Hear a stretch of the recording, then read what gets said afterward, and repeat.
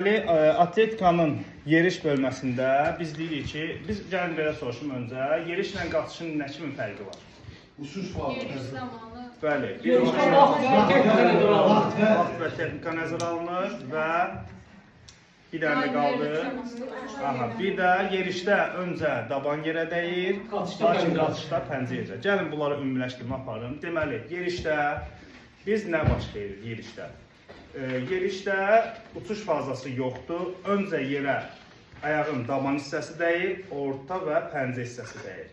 Yəni daban, sonra pəncə gəlir. Lakin qaçışda birinci pəncə dəyir yerə. Biz pəncələr üzərində qaçırıq.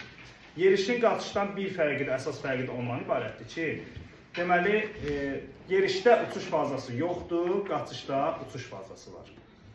Yaxşı, adi yerişlə bəs idman yerişinin fərqi nədən ibarətdir? Vaxt və texnika nəzərə alınır. Yəni, adi yerişdə sərbəst yerişdir, gedirsən, istiqamət dəyişirsən, dayanırsan. Amma idman yerişində vaxt və texnika mütləq dərəcədə nəzərə alınır və bu üzrə müəyyən kilometrlər var ki, onlarda deməli, yarışlar keçirilir.